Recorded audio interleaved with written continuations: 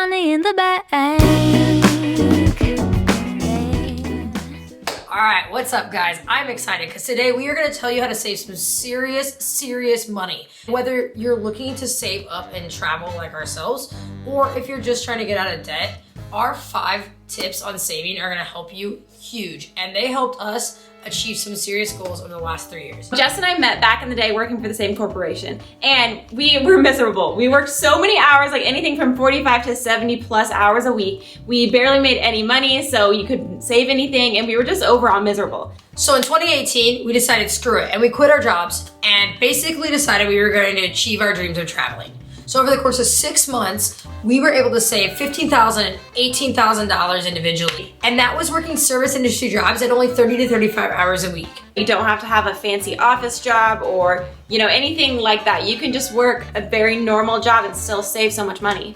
There's lots of opportunities, but today we're gonna share with you our top 5 budget tips to get you started on either getting out of debt or saving some serious cash. So step number 1, assess your income versus expenses. So you really need to know how much money are you bringing in monthly and how much are you spending. Also, it's really important to maybe remove unnecessary expenses and assess what is a need versus a want.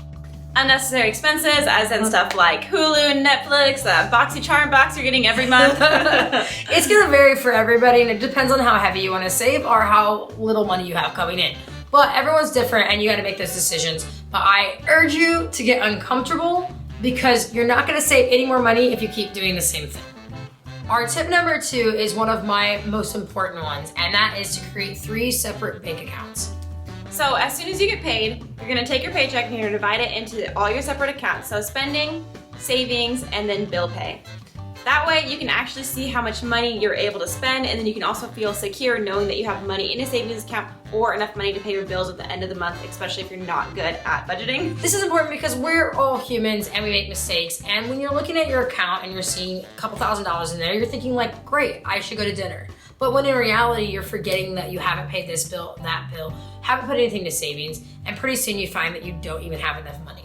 So number 3, create a weekly spending budget. This is key because you cannot stick to a plan that you don't even have. So your budget should make you feel a little bit uncomfortable. That way you know that you are making sacrifices to be able to put the maximum amount that you can away in your savings. So we've done as low as like $100 a week, which is surprisingly really hard. We do $150 about consistently though.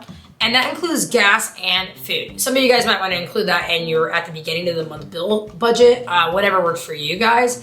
But let's face it, we were living off of barely anything. But it helped us maintain strict practices and helped us stack some serious cash. You decide how much you want to spend and how much you want to sacrifice. So you guys can pick whatever kind of weekly budget that you guys need, but just the important thing is to make a budget and then stick to it. That brings us to tip number 4, which is to track your spending. So that way you make sure you hit that weekly budget or that you know where you're at throughout the week. I mean, I feel like everyone always thinks that they're underspending, and then once you add it up, you're like, what the heck, I still overspent by quite a bit. So Jess and I usually take everything and we keep track of it in our notes in our phone and making sure to write it down. That way it actually feels like you're not just swiping a card, but that you are taking away from your bank account. You need to write it down in the moment so that you feel the weight of that purchase, so you feel there are the consequences to that weekly budget. It really helps you realize like what purchases are actually necessary. Yeah, because if you're sitting there and you have $70 left for the week, you might not decide to get that DoorDash delivery at 2 in the morning. Okay. Oh, actually, one more thing. So start your weekly budget on the day that you spend the most money, whether that's like Saturday night, getting drinks, or... Yeah, I seriously learned this the hard way. I would get to the last day of the week, which would be Sunday, and I would do all of my purchasing of groceries and things like that, and I would always be going over my budget. So I switched it up and I started on Sundays. Like she said, for you, it might be Saturday. But whatever it is, start on that day so you know what's going on for the rest of the week. Okay, so this last one is that you should always round up and round down for cushion.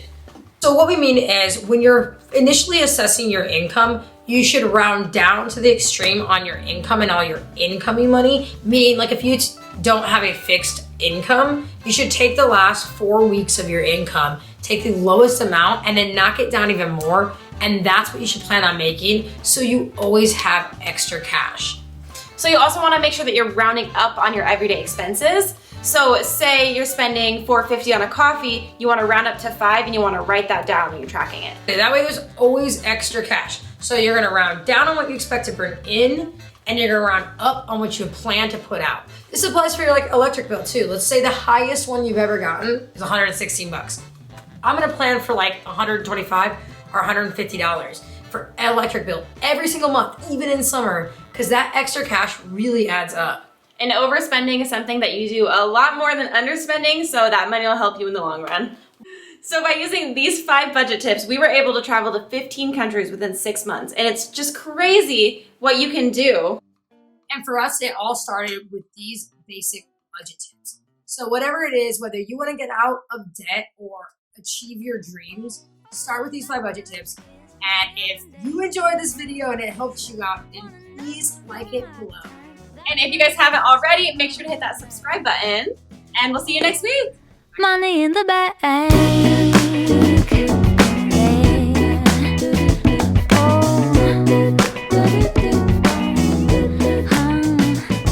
Now the stakes are high and I'm sweating cold. I got a losing hand.